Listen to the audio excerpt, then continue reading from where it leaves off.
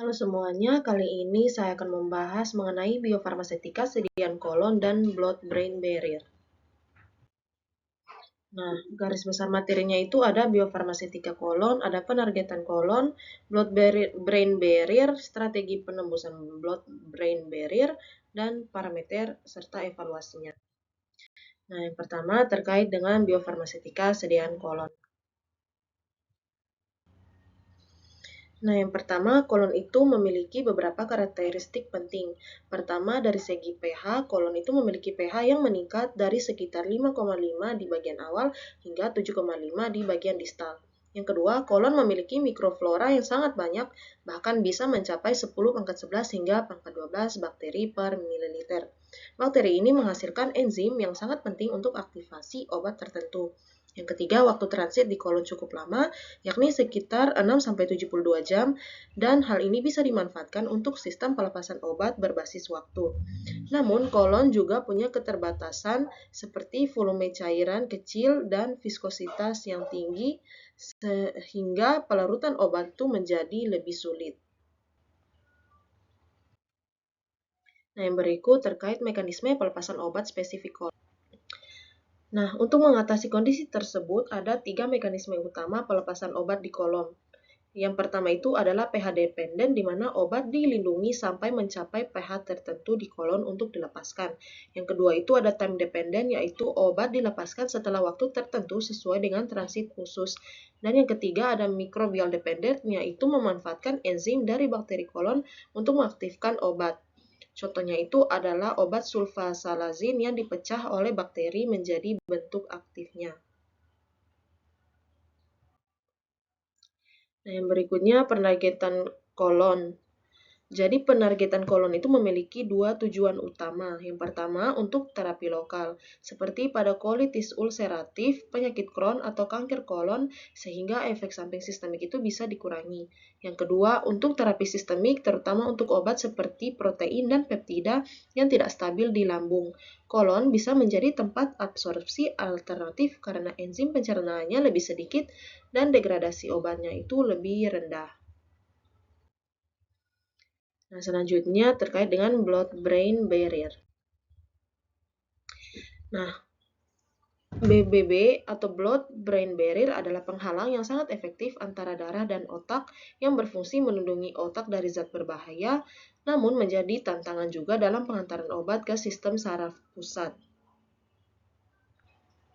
Nah, BBB ini tersusun dari sel endotel yang memiliki tight junction yang sangat rapat sehingga hampir tidak ada celah antar sel. Selain itu, terdapat astrosit dan perisit yang membantu menjaga stabilitas BBB. Nah, yang paling penting terdapat pompa efflux seperti P-glikoprotein yang aktif mengeluarkan obat dari otak sehingga banyak obat tidak bisa mencapai targetnya di otak. Nah, sekarang terkait transport aktif dan metabolisme di BBB. Untuk bisa masuk ke otak, obat harus melalui mekanisme transport tertentu. Contohnya melalui transporter seperti GLUT1 untuk glukosa atau LAT1 untuk amino. Namun ada juga sistem efflux yang mengeluarkan obat serta enzim metabolisme di BBB yang bisa memetabolisme obat sebelum mencapai target.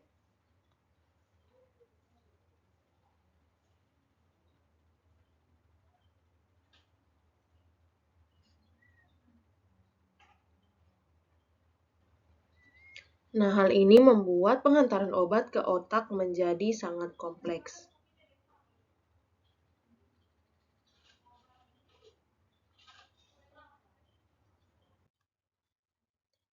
Nah, yang berikut strategi penembusan BBB. Nah, karena pengantaran obat tadi ke otak menjadi sangat kompleks, untuk mengatasi hal tersebut ada beberapa strategi. Yang pertama itu meningkatkan lipofilisitas obat agar bisa menembus membran lipid. Kedua, memanfaatkan transporter seperti pada L-Dopa yang menggunakan transporter asam amino.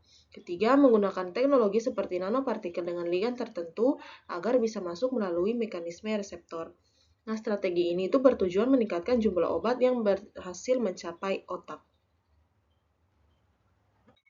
Nah, yang berikutnya parameter bioavailabilitas target. Nah, keberhasilan pengantaran obat itu diukur menggunakan beberapa parameter. Untuk BBB itu digunakan rasio otak terhadap plasma, AUC, dan log BB. Sedangkan untuk kolon dilihat dari distribusi obat ke kolon, waktu pelepasan, dan metode seperti scintigraphy untuk memastikan lokasi pelepasan obat. Parameter ini penting untuk menilai apakah sistem pengantaran sudah efektif atau belum. Nah, selanjutnya strategi formulasi. Jadi dalam formulasi ada beberapa pendekatan utama. Yang pertama itu prodrug, di mana obat yang diubah menjadi bentuk aktif setelah mencapai target. Yang kedua itu penggunaan polimer yang responsif terhadap pH atau enzim. Seperti contohnya itu eudragit, hipromelostalate atau HPMCP, dan selulos asetat talat atau disingkat dengan CAP. Kemudian penggunaan nanopartikel dengan modifikasi permukaan untuk meningkatkan targeting, contohnya seperti PLGA, SLN, liposom.